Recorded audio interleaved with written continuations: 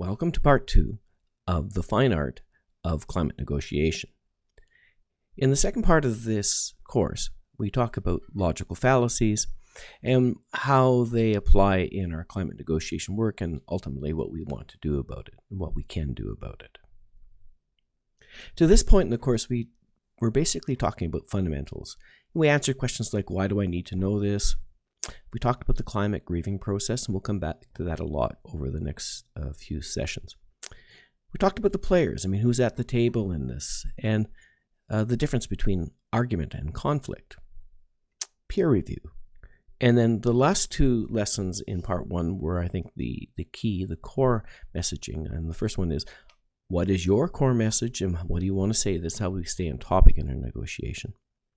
And finally, the art of open listening, so hearing what the other guy has to say. In any conversation, there are two sides.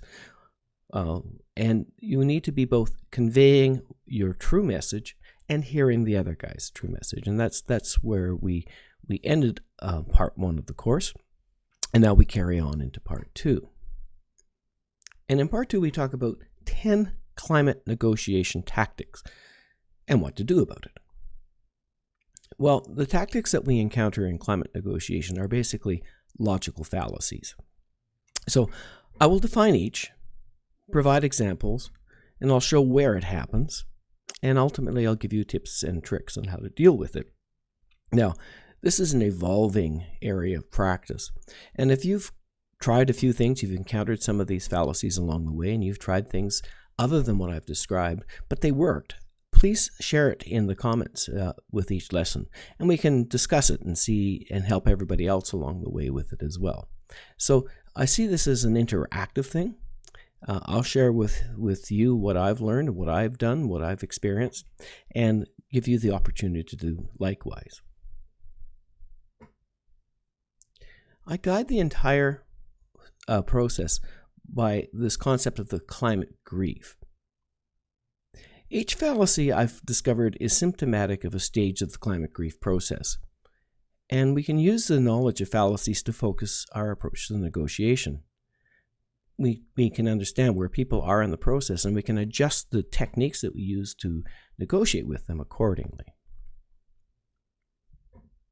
And our objective ultimately is to help people through the process, to reach acceptance, so that we can then work together on solutions. Addressing climate change requires coordinated teamwork, so we really do need to move people away from these denial phase approaches and into a mindset of acceptance for that to work. We can't force them, we can't bully them, we can't convince them necessarily with facts and figures. We have to get them to acceptance. But we have to, this is a critical issue. This is, and so we're going to have to guide folks through this process as quickly as we can and not lose them along the way. So this is a very challenging objective that we set for ourselves.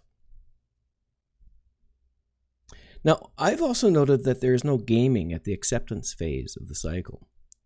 I just don't see people who have accepted the climate change as reality exhibiting these fallacies in their discussion.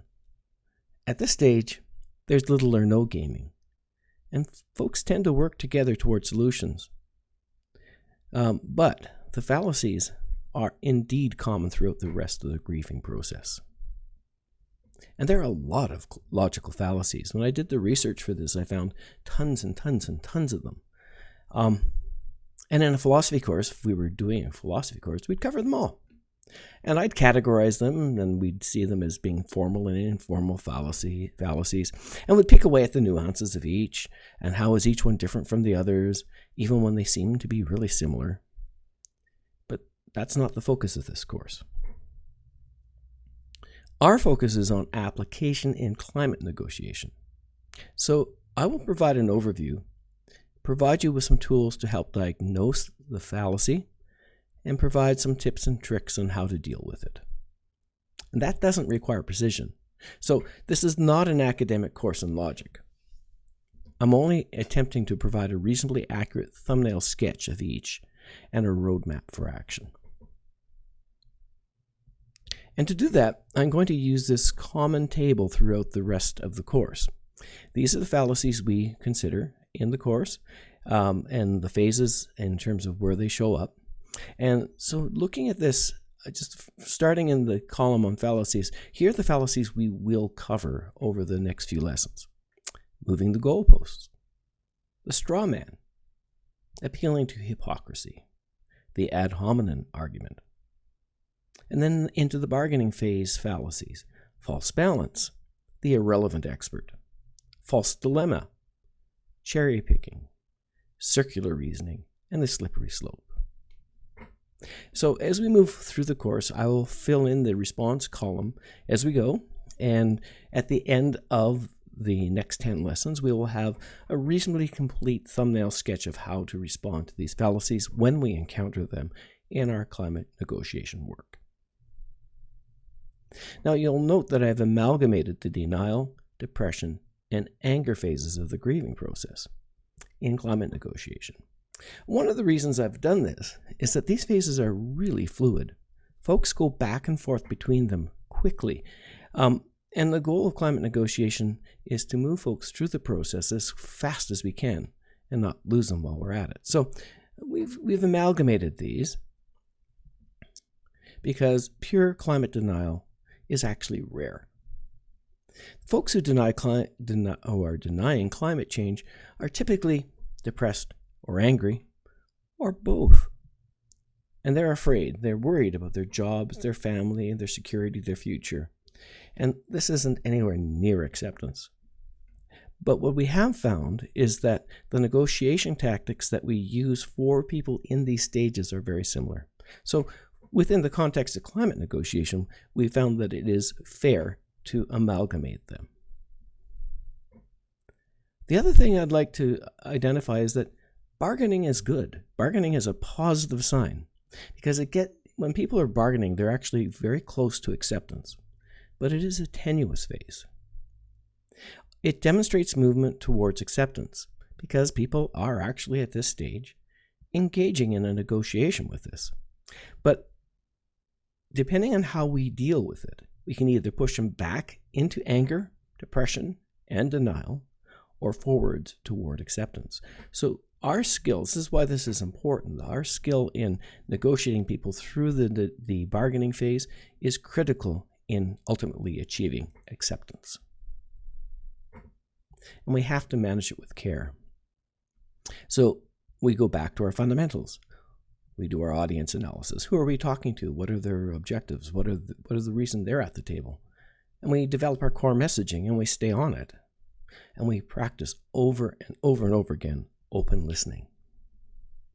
And we have to be patient because it's easy to get frustrated.